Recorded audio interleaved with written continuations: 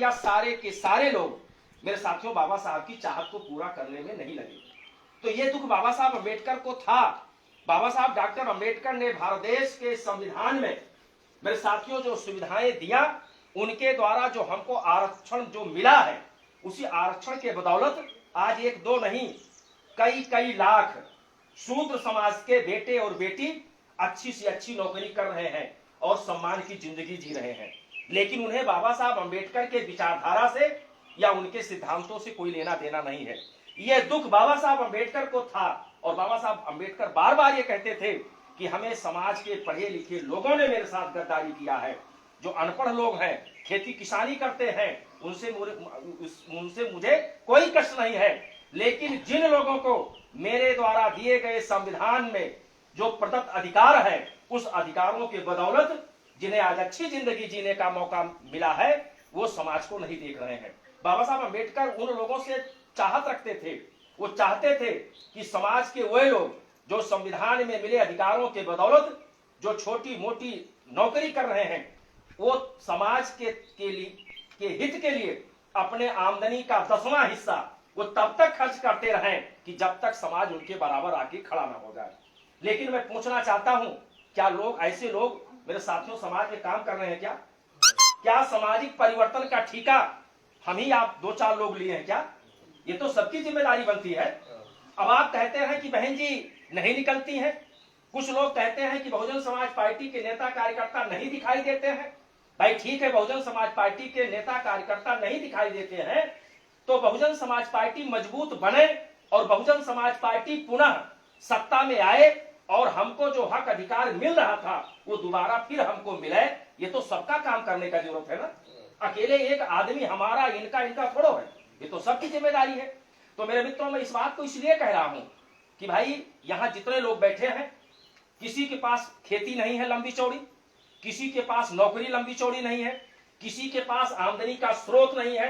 हम खेत खलिहान में काम करने वाले लोग हैं, हम मजदूरी करते हैं, हम ठेला चलाते हैं, हम रिक्शा चलाते हैं, हम मोची का काम करते हैं, हम साइकिल मिस्त्री हैं, हम राजगीर हैं। यानी हम अपने परिवार का जीविकोपार्जन करने के लिए हम विभिन्न काम को करते हैं। लेकिन उसी में से हम थोड़ा समय निकाल करके हम अपने बहुजन मसीहा जो हुए हैं, मैं अपने संतों गुरुओं महापुरुषों की विचारधारा को फैलाने के लिए हम बहुजन समाज पार्टी का भी काम करते हैं। इसमें कई ऐसे चेहरे हैं, जब ये जवान थे तो साइकिल से मेरे साथियों फैजाबाद में रैली करने गए थे, सुल्तानपुर गए रहे होंगे, लखनऊ गए रहे होंगे, बहुत सारे लोग गए होंगे। और आज हमारे पास साधन संपन्न है, लेकिन हम घर से निकल करके दूसरे गांव में नहीं जाते हैं। हम चाहते हैं कि थाली में पड़ोस के ला करके हमको कोई दे दे, हम खा के पूरा ऐशो आराम करें। तो मेरे साथियों ये तो संभव नहीं है। हमको आपको मेरे साथियों संघर्ष करना पड़ेगा। इसलिए संघर्ष करना पड़ेगा कि मेरे साथियों दलितों, शोषितों, पिछड़ों, अकलियतों, मजदूरों, गरीबों और खास तौर से मेरे साथियों मुस्लिम समाज की बात को कोई अन्य व्यक्ति करने वाला नहीं है। अगर इस समाज की बात राष्ट्रीय स्तर पर अगर कोई पार्टी उठाती है तो उस पार्टी का नाम बहुजन समाज पार्टी है और उस नेता का नाम आदरणीय बहन कुमारी मायावती जी है। इसलिए मेरे को हमारी आपकी जिम्मेदारी है। मैं नौजवानों से कहना चाहता हूं, हम सब लोगों ने वो दिन भी देखा है कि जब हम लोग पढ़ रहे थे, भाई रमेश जी बैठे हैं, हम लोग पढ़ रहे थे, रामबली स्कूल था बगल में, रामबली स्कूल में 1984, 85, 86 में मेरे साथियों जाति पूछ के लोगों को मारा जा रहा था, विद्यालय में पढ़ने नहीं दिया जा रहा था। मेरे साथियों वहां हम सब हमारे सीनियर लोग जो हमसे आगे थे और हम सब लोगों ने संघर्ष किया। और मेरे साथियों संघर्ष किया उस समय वही 14 अप्रैल 1984 को बहुजन समाज पार्टी बनी थी। और मेरे साथियों 90, 91, 92 आते आते इतना तेज संघर्ष हुआ कि मेरे साथियों 89 में आपके 3 सांसद जीत गए। आदरणीय बहन जी बिजनौर से सांसद हो गई, श्री कृष्ण यादव जी आपके आजमगढ़ से सांसद हो गए और लाखा जी मेरे साथियों पंजाब प्रांत से सांसद हो गए। 3 सांसद 1989 में पहली बार बहुजन समाज पार्टी जीती और 13 विधायक मेरे साथियों उत्तर प्रदेश में बहुजन समाज पार्टी के जीते। जब 14 अप्रैल 1984 को बहुजन समाज पार्टी बनी तो मेरे साथियों विरोधी लोग जो आपके शरीर पर बढ़िया कपड़ा नहीं देखना पसंद करते हैं, जो हमारी माताएं, हमारी बहन बिटिया अगर बढ़िया साड़ी पहन करके रोड पे निकल ले तो मेरे साथियों जो लोग मेरे साथियों उनकी साड़ी देखना नहीं पसंद करते हैं, जो आपका अच्छा मकान देखना नहीं पसंद करते हैं, वो मेरे साथियों आपको गांव का प्रधान, बीडीसी, एमपी, एमएलए बनना देखना पसंद करेंगे क्या?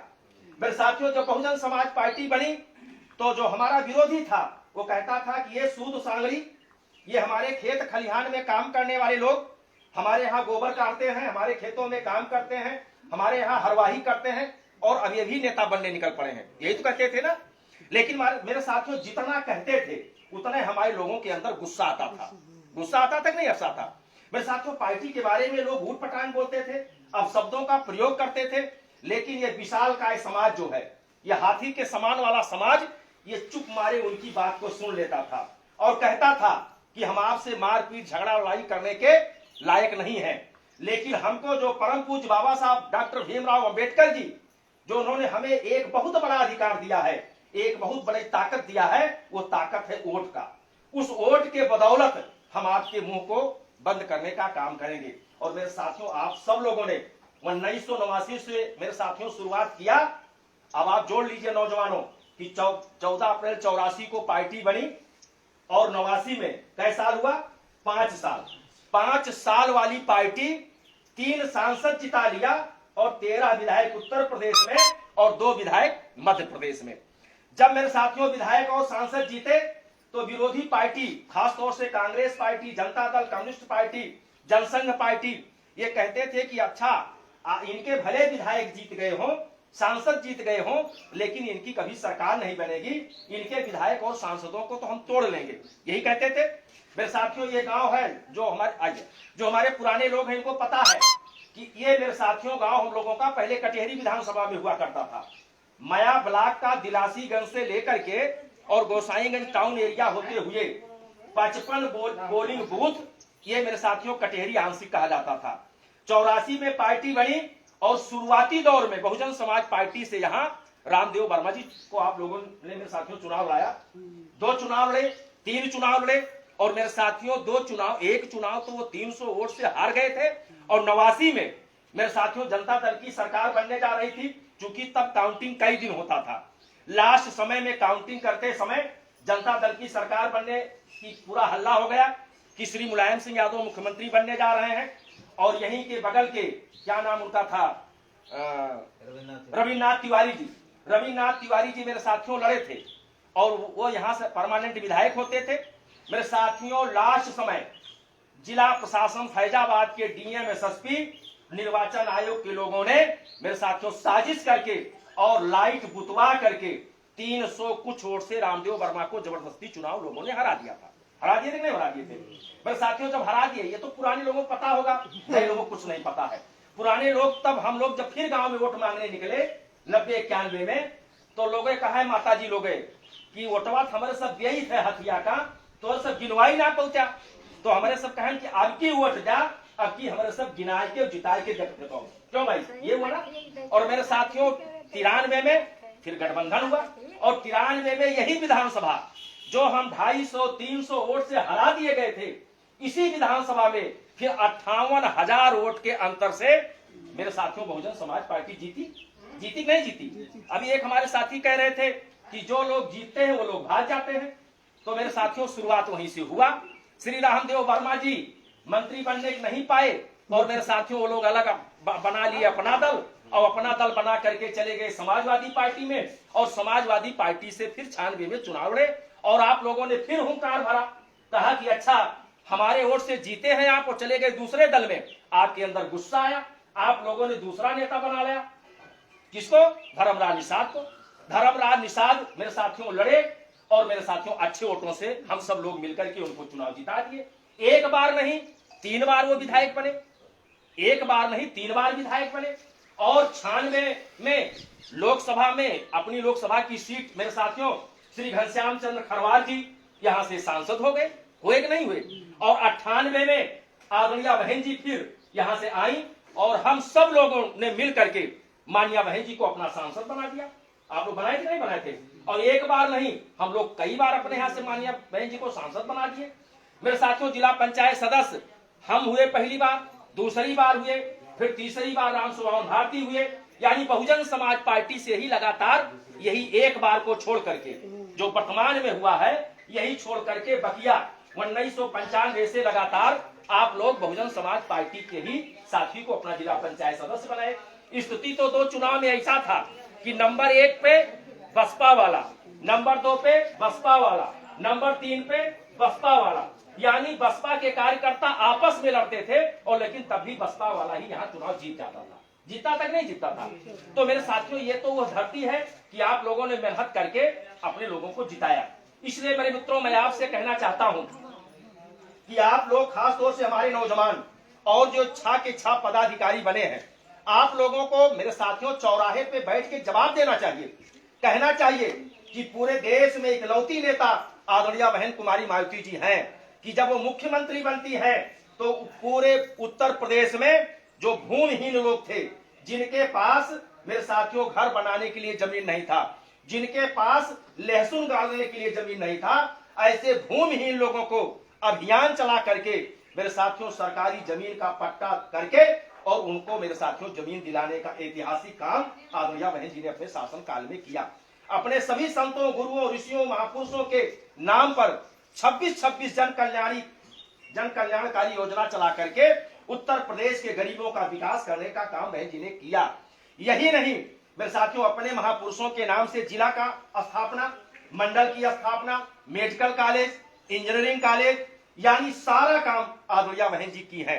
आदरणीय बहन जी ने 4 बार के शासनकाल में थोड़ा थोड़ा समय मिला, 3 महीने, 6 महीने, 12 महीने, 18 महीने, और आपकी आकर के 5 साल वाली भी सरकार वो पूरा नहीं हुआ था।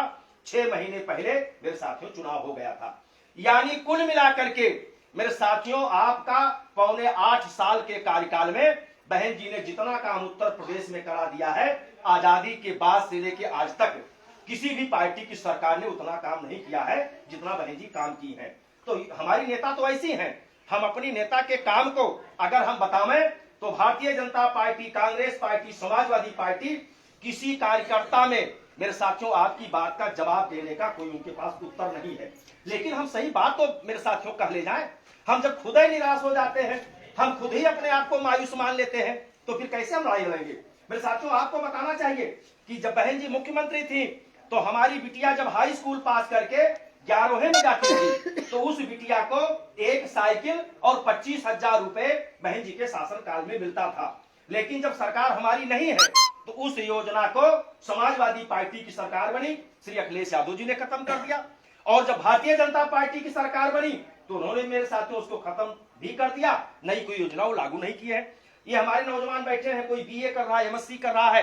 अगर मेरे साथियों आज हमारे बच्चा और बच्ची अगर चाहे कि हम बीएड कर लें, बीटीसी कर लें, एलएलबी कर लें, इंजीनियरिंग कर लें, तो मेरे साथियों इतना ज्यादा फीस बढ़ गई है कि मेरे साथियों 53,000 रुपए, 58,000 रुपए मेरे साथियों फीस लग रही है। क्या हमारे आपके घर पे इतना रुपया रखा है क्या?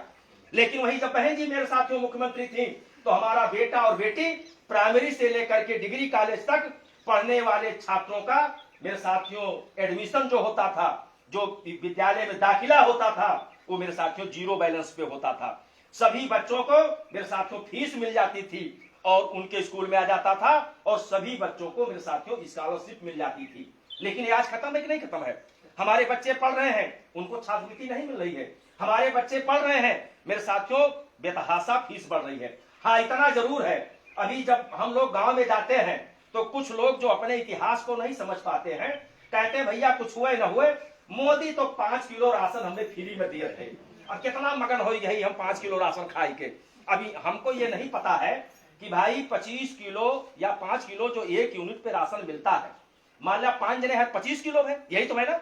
अगर आप वही राशन कोटेदार से पैसा में लेते तो 3 रुपया किलो और 2 रुपया किलो, यही किसका रेट था ना। यानी 5 रुपया माँ 1 किलो मेरे साथियों मिल जाता। 25 अगर एक जोड़ दिया तो 125 रुपया है, इससे ज्यादा तो है। अगर एक महीना में 2 बार दें तो 250 रुपया है, 250 का हम जोड़ ली 300 रुपया। 300 रुपया के राशन अगर वो हम एक महीना में फ्री दें और भाजपा वाले घूम घूम कहा थे कि मोदी जी, योगी जी फ्री राशन देते, लेकिन उनसे हमारा समाज का मतलब सिर्फ शेड्यूल कास्ट नहीं है। हमारे समाज का मतलब है जितने पीड़ित लोग हैं, दलित, शोषित, पिछड़े वर्ग, मुस्लिम समाज, ये हमारे लोग प्रश्न नहीं करते हैं। उनसे प्रश्न करना चाहिए कि भाई जब आपकी सरकार नहीं थी, भारतीय जनता पार्टी के साथियों, तब इस प्रदेश में, देश में 350 से 400 रुपए गैस सिलेंडर भराया जाता था। और तब स्मृति ईरानी जी गए, वो मेरे साथियों, सिलेंडर सिर पर रख करके और प्रदर्शन करती थी। लेकिन आज उन्हीं की सरकार में 400 रुपए वाला गैस 1200 रुपए मिल रहा है, यानी 800 रुपए, 3 गुना महंगाई बढ़ी। तो 800 रुपए एक महीने में हम ज्यादा दे रहे हैं, नहीं दे रहे हैं। 300 रुपए का राशन, 800 रुपए का हमसे सिर्फ मेरे साथियों सिलेंडर गैस में लिया जा रहा, ज्यादा है कि नहीं है। अब इसी प्रकार से आइए मेरे साथियों, अगर आप जैसे जो गेहूं पाते हैं, चावल पाते हैं, अब सूखे तो आप खाएंगे नहीं मेरे साथियों, अब उसके साथ हमको दाल चाहिए, सब्जी चाहिए, मसाला चाहिए, कड़ुआ तेल चाहिए, यही सब तो चाहिए ना मेरे साथियों। अगर आप कड़ुआ तेल लेने जाएं तो जब भारतीय जनता पार्टी की सरकार नहीं थी तो कड़ुआ तेल 1 लीटर मेरे साथियों 50 रुपए से 70 रुपए मिलता था। आज कड़ुआ तेल मेरे साथियों 230 या 235 रुपए प्रति किलो मिल रहा कि नहीं मिल रहा, यानी 3 गुना महंगाई ये भी बढ़ी। तो हर महीने एक छोटा सा भी परिवार मेरे साथियों लगभग 250 से 300 रुपए मेरे मित्रों कड़ुआ तेल में दे रहे हैं। इसी प्रकार से मेरे साथियों दाल में महंगाई है, चीनी महंगी हुई, सब्जी महंगा हुआ। कोई ऐसी वस्तु नहीं है जो मेरे साथियों महंगाई या चरम सीमा पर नहीं है। लेकिन इस महंगाई के लिए हम भारतीय जनता पार्टी के लोगों से मेरे साथियों प्रश्न नहीं करते हैं। हम मशगूल हैं कि हमें 25 किलो राशन फ्री में मिल जा रहा है। 25 किलो दे करके एक 5 व्यक्तियों वाला परिवार एक महीने में कम से कम 3,500 रुपए मेरे साथियों महंगाई के नाम पर देते हैं। मेरे साथियों, आप कलम खरीदने जाते हैं, आप कॉपी किताब खरीदते हैं, आप गुड़ चीनी लेते हैं, तेल लेते हैं, या जो भी सामान खरीदते हैं, सब में आप टैक्स देते हैं। और उसी टैक्स का जो हजारों करोड़ रुपए आप हर महीना सरकार को देते हैं, उसी हजारों करोड़ रुपए टैक्स से मेरे साथियों उनकी जिम्मेदारी बनती है कि हमारे गांव में सड़क बनवाएं, बिजली लगवाएं, अस्पताल खोलवाएं, ये सब उनका काम है। लेकिन मेरे साथियों, हम न जानकारी के अभाव में हम इस बात को नहीं बता पाते हैं। इसलिए मेरे मित्रों, मैं सब आप लोगों से मैं इस निवेदन के साथ कि मेरे साथियों बातें बहुत लंबी हो रही हैं, लंबी बात न करते हुए, अगर आप चाहते हैं कि ये जो बच्चा खड़ा है, ये बच्चा भी जब जवान हो जाए, यानी जब इस बच्चे की उम्र 20-22 साल हो जाए, तो ये हमको आपको फिर गाली न दे। इसलिए गाली न दे कि जो आज भारतीय जनता पार्टी की सरकार है, जिस रास्ते पे चल रही है, अगर मेरे साथियों भारतीय जनता पार्टी की सरकार हम सब लोग मिलकर के नहीं हटाए और भारतीय जनता पार्टी अगर सरकार फिर बना लेगी, तो मेरे साथियों उनका मकसद सिर्फ एक है। उनका मकसद है कि परम पूज्य बाबा साहब अम्बेडकर के द्वारा बनाए गए भारत देश के संविधान को ध्वस्त कर देना। ये मेरे साथियों वो चाहते हैं। मेरे साथियों, वो हमको आपको पुनः इसी देश में दास और गुलाम बनाना चाहते हैं। अगर आप चाहते हैं कि हमारी आने वाली पीढ़ी दास और गुलाम न बने, तो भाई जितेंद्र जैसे नौजवान, ये हमारे साथी जैसे लोग, इनकी नैतिक जिम्मेदारी है। हम लोग तो 10 साल, 15 साल, 20 साल वाले मेहमान हैं, जिसकी ज्यादा उम्र है, धीरे धीरे हम लोग सब लोग खत्म हो जाएंगे। लेकिन जो नौजवान हैं, इनके जिम्मे पर मेरे साथियों ज्यादा जिम्मेदारी बनती है। इनके कंधे पे जिम्मेदारी है, ये अपने जिम्मेदारियों का निर्वहन करें। चूंकि हमारे सीनियर लोग अपने 20 साल, 18 साल की उम्र में शुरुआत किए थे, हम लोग भी 22-23 साल की उम्र में शुरुआत किए थे। तो आपकी भी जिम्मेदारी है कि आप भी इस अभियान में लगाएं। हम गलत हो सकते हैं, ये गलत हो सकते हैं, ये गलत हो सकते हैं, लेकिन बहन जी तो गलत नहीं है। अगर बहन जी गलत नहीं है, और बहन जी तो मेरे साथियों अपना घर द्वार नहीं बसाई, अपने मांग में सिंदूर नहीं डाली, मेरे साथियों वो अपना शादी विवाह नहीं की, उन्होंने पूरे भारत देश के मेरे साथियों दलित, शोषित, पिछड़े और गरीब समाज को उन्होंने अपना भाई और बहन माना, अपना परिवार माना है। ऐसी नेता बहन कुमारी मालती जी, मेरे साथियों जो लोग बहन जी पर टिप्पणी करते हैं उनसे आप पूछिएगा, उनको आप जवाब दीजिए कि हम आप अपने 18, 19 और 25 साल की बिटिया को जब वो पढ़ने जाती है, तो जब तक शाम तक वापस नहीं आती है, तब तक हमारे दिल को मेरे साथियों कटुआहट रहती है। लेकिन धन्य है बहन जी के माता पिता, हम उनको नमन करते हैं कि 21 साल की उम्र में, तब ना तो बीएसपी बनी थी, ना बामसेब बना था, ना तो DS4 बना था। 1977 में माननीय बहन जी 21 साल की उम्र में अपना घर परिवार, माता पिता का आशीर्वाद लेकर के माननीय और मसीहा कांसीराम साहब के साथ निकलनी थी। माननीय बहन जी पूरे देश में साइकिल चलाई है, माननीय बहन जी पैदल चली है, माननीय बहन जी मेरे साथियों संघर्ष की है, और हमारे आपके हक अधिकार के लिए मान्या बहन जी मेरे साथियों जेल गई हैं, कई बार जेल गई हैं और लंबे समय तक जेल रही हैं। और मेरे साथियों आज मान्या बहन जी को जब उत्तर प्रदेश का मुख्यमंत्री बनने का मौका मिला तो मेरे साथियों उन्होंने वो करके दिखा दिया कि जो मेरे साथियों देश की आजादी में कोई नहीं कर पाता था। जो लोग कहते थे कि हल जोतने वाले लोग, खेत खलिहान में काम करने वाले लोग, ये सूद सांगरी क्या जाने सरकार चलाना, लेकिन धन्य है बहन कुमारी मायावती जी, जब उनको बाबा साहब और आप सब लोगों के आशीर्वाद से मुख्यमंत्री बनने का मौका मिला तो बहन जी ने वो काम करके भी दिखा दिया कि बड़े से बड़े लोग जिनके दरवाजे पर जाने में लोगों को डर लगती थी, ऐसे लोग निकल करके आपके दरवाजे पे आना शुरू हुए। ये मेरे साथियों क्यों आना शुरू हुए?